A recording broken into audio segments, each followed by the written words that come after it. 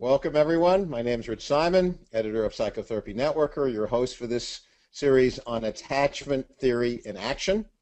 So over the course of this series, we're exploring the practical clinical implications of what began a couple of years ago, what we call the Great Attachment Debate. What we're focusing on in this series is what the actual difference it makes in everyday clinical practice to have this attachment-based perspective. And today we're going to really focus on a key question that some of the critics of attachment theory and its implications for psychotherapy have brought up. Has attachment theory, is there a danger that attachment theory becomes a kind of Procrustean bed, that every case we have to trace it back to some kind of attachment wound? And how does one make meaningful distinctions between cases and the context of people's lives in which attachment injury is the central issue, and cases where perhaps that's not the case? And we have the perfect guest this time for this installment of this series, Bruce Ecker, who has thought long and hard on that question, and he's here to help us to make some of those distinctions. Bruce, welcome to the party. How are you? I'm good. Good to be here. Thanks. Okay. Thanks. Why should we care about memory consolidation? What difference does memory consolidation make for psychotherapists? Good question. Memory reconsolidation. You know, when a memory first forms, when a learning first occurs, and it's established in memory, that's the initial consolidation of the memory. Okay. And a century of research since Pavlov had created the impression that once an emotional learning is consolidated, it is indelible for life. A conditioned response, traumatic learning, yes, traumatic experience of some kind. Any learning that is formed in the presence of strong emotion Okay. creates special synapses that lock for life. And for therapy, that was not good news. That seemed to mean the best you can do is counteractive work, you know, building up resources, building up ways to prevent a symptom from happening with preferred responses. Alleviate symptoms to a certain extent, right. But there was a limit, a neurobiological limit. Okay. Yeah, and ongoing managing and effort to maintain such changes. Well, in 2000, it was discovered that there are conditions under which even the synapses of an emotional learning unlock and can be undone. And they called this reconsolidation. And it's really quite a breakthrough in the science of learning and memory. It's quite a turnaround of what was a century-long tenet. Now, so this opens up the possibility that we can have a rigorous understanding of how deep lasting change occurs in clinical work. The field is so splintered, there are so many different views and opinions of whether such change exists, what causes it if it does exist, different models, different languages, different metaphors. Now we have empirical knowledge of a sequence of experiences that can actually erase a specific targeted emotional learning. It cuts through all the theoretical camps and fractionalization of the field. It's a common factor in a number of... Yeah, to use the phrase in a different way. Yeah. It can bridge across theoretical camps. And, you know, many of us feel that the field is too splintered. We're tired of acronyms. We want something more unified. We want a more reliable base of knowledge for what we do. Okay. And that's it. That's it. That's why this is valuable. Also, let's bring into focus our theme here today. How do we distinguish between cases where the issue is some attachment injury, that somebody's showing up in your office and we have to do reparative work on early childhood experience, and some other category of emotional distress? Good. So as a way of doing this, and also illustrating your, and perhaps we can do both of these things at the same time, how you work with people, let's talk about a case in which it would have been it was an open question whether this is a attachment injury, that somebody's presenting a problem where it has to do with childhood abuse or some unfortunate early childhood experience, and something else. Mm-hmm. Good, so tell us about a case, and then take us through the steps as you explore this. Give people a sense of your model and method, and these the sequence that you go through, and also how you determined this was not an attachment-based issue for this person. Good.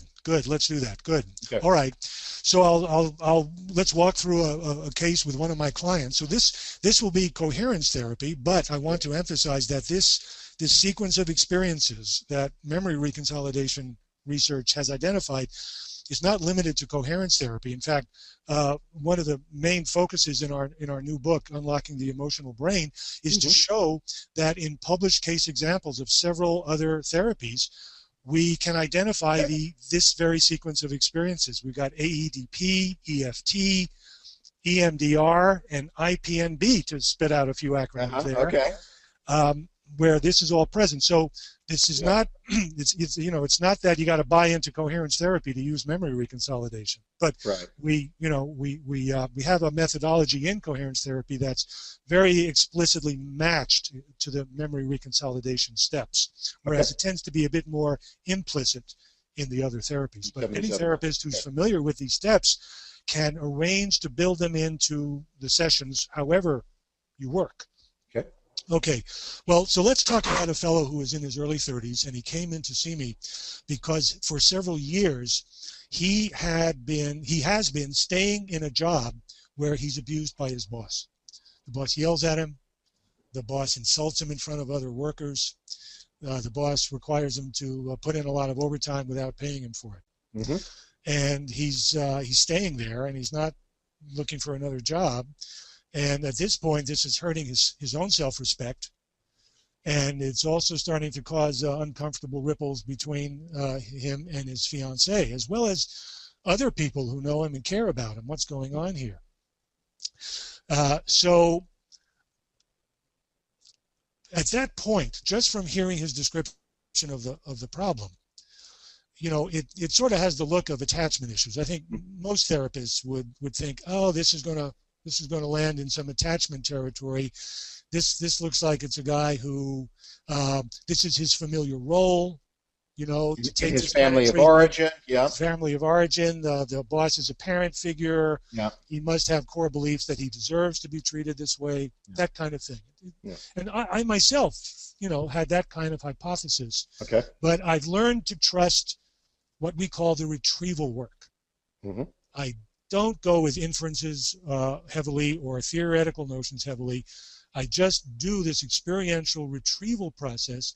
The idea is to bring the underlying emotional learnings out, this movement from implicit knowledge to explicit knowledge and experience, so that we lay bare the specific emotional learnings, maintaining his behavior of staying in his job.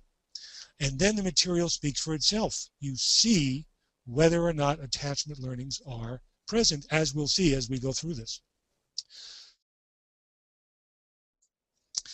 And then I said to him, you got so hurt when you were thinking that you were about to have a wonderful life you really want in college. I just mirrored it back to him empathically, and the tears started rolling down. This isn't a guy who sobs, but you know how it just spills over and just starts to stream down. And so we're there. We're there. I can see what the emotional learning is, but there's still more work to do to really have him see it. He's immersed in this subjective material. We need to guide him to really see it, and we do that with verbalization. We work together to find words that do justice and capture what he suffered and what it meant to him. You see, in coherence therapy, we certainly focus on emotion and emotional process and allowing emotions that have been blocked and avoided. But just as importantly, we work on the specific emotional meanings or mental models, these templates that people form in these experiences that get used in life separate from the memory of the original experience. You know, the basic way implicit memory works. We form a template that the emotional brain then uses for vigilantly watching for that kind of thing ever happening, without any referring back to the original experience. And so in the verbalization, we're looking for words that bring into explicitness the mental model, the construction of reality. Well, and the beliefs. So he has Exactly. certain life beliefs that Yes. come not out of the blue or some rational process, Right. but the conclusions, the Right. beliefs that were shaped by Yeah. the specific experience he had. Yeah. The emotional brain is always on duty trying to make sense of experience and forming these learnings, and knowing how to make sense of future experiences that are similar. Yeah. Now, for our purposes here today, this is where we can return to the question of attachment. Yeah, which one? Yeah, it's right here where we have the specifics of the emotional learning maintaining the symptom that we can just stare at it and see whether attachment learnings are involved. I think most therapists who are attachment focused tend to assume that the way to create deep lasting change with attachment material is to do reparative attachment, to use the relationship, the therapist-client relationship, and to use the client's experience of the therapist's empathy and acceptance and validation, etc., to heal the emotional wound. Well, within the reconsolidation framework, the understanding of that is that the experience of the therapist's empathy is the disconfirming, contradictory experience that can dissolve core learnings and expectations that the client is carrying as attachment learnings, such as, I'm not a person who anyone would ever treat that way. It's not a world where anyone would ever understand how I'm hurting. That's a very specific attachment learning that I've come across in many clients. Yeah. All the detailed models of self and world and relationship that get formed in attachment suffering and attachment trauma they're all very specific. Once they're fully retrieved, there's all the specificity we've seen in the example we've been looking at. And so the therapist, the positive experience of the therapist can disconfirm, those models and meanings and learnings. That's often the case. We often work it that way within coherence therapy, and many therapies work that way too. Now, what reconsolidation reveals, though, is that once you know the makeup of the target learnings, you're not limited to the client's positive experiences of the therapist to create disconfirming, contradictory experiences. There's a whole world of different types of experience that can be used to do that. So you probably want an example, don't you? Don't you? Yep, that's what we do here. All right. Let me. Bruce, what an interesting work, fun conversation, very exciting work. I'm very interested to keep tracking what you're coming up with. Thanks so much. All right. Great. And thanks to all of you for joining us. See you next time for Attachment Theory in Action. Bye-bye, everybody. Bye-bye.